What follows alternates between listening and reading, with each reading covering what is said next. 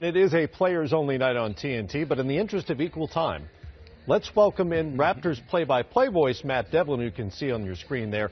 Matt, appreciate you coming on as always. So Raptors are 44-17. They are on pace to match last season's 59 win total.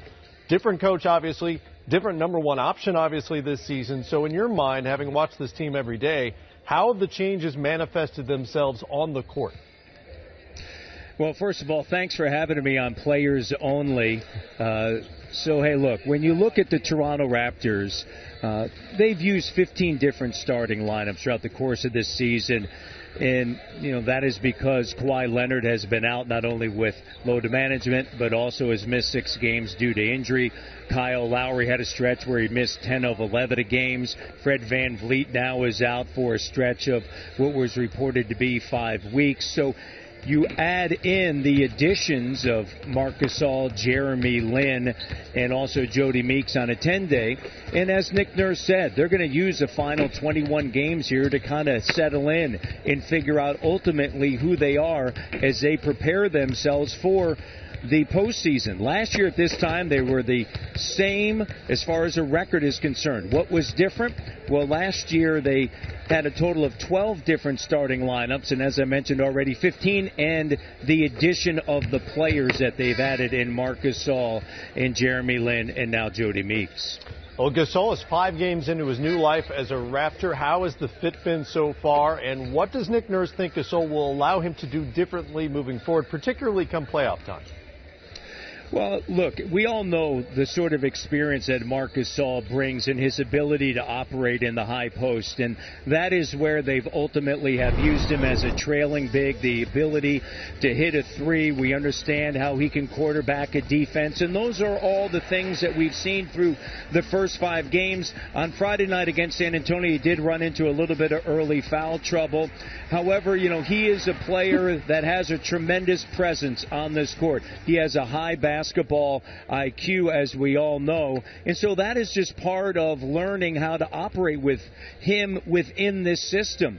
And you can already see that players understand if you cut with purpose with him in the high post, that you're going to be able to get the basketball and you're going to be able to have an opportunity to score around the rim, and we've seen that thus far. Hi, Matt. It's Mike Fratello. How are you? Czar, always a pleasure. Will we continue to see this load management situation with Kawhi for the rest of the regular season? I think so. I think at this stage, I think that this will be the new norm for the Toronto Raptors. There are 21 games left. Does he get to around 60 games? That would be 16 of the final 21, but I do think so. At this stage, does it matter ultimately if he plays in a back-to-back? There's only 2 sets of back-to-backs coming up for the Toronto Raptors. I don't necessarily know that ultimately matters based upon the fact that we know what the postseason schedule looks like for the NBA. I think this is one of the things that the Toronto Raptors want. They want him ready for the playoffs. It's an organization that has had a tremendous amount of success in years past under the direction of Dwayne Casey, with DeMar DeRozan, and Kyle Lowry. Now they want to make the major leap, and they believe that having a player like Kawhi Leonard healthy in the postseason is going to be able to bring them to a place that they haven't been before, and that's ultimately the NBA Finals. Matt, David Griffin here. You mentioned the multiple lineups, the injuries, and the issues they've had with that, and I think it manifests itself the most on the defensive end. You've seen the Raptors uncharacteristically really struggled to defend at times this year, but 2 people that have been really the rocks for you all season, Danny Green and Pascal Siakam, really get it done on that side of the ball. What has it been like to cover those guys this season, and where do you think each of them are in their progress in terms of, particularly Siakam, in terms of where he ends up in his development? Well, Griff, it's a great point. I think you're exactly right. When you look at the defensive numbers when they started 20-4 compared to where they've been since, as Czar certainly knows, as you know, just the lack of communication and continuity on the defensive end, it does manifest itself. This is a team that when they get stops and have the ability to get out and run in transition is one of the best teams in the NBA. And so when you look at a Danny Green, look, his ability to knock down three-point shot adds such a huge value to this team. And then also his defensive prowess, as we know, somebody that has been there and done it before.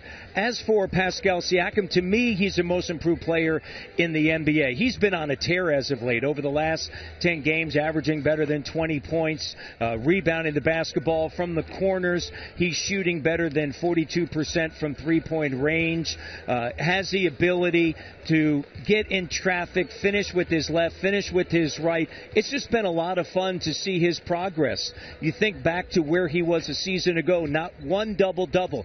This season with 14 double-doubles. It's just a lot of fun to watch him play. He loves the game, plays with tremendous spirit. He's only been playing the game of basketball for 7 years. He was a soccer player prior to that. His 3 older brothers played Division I NCAA basketball.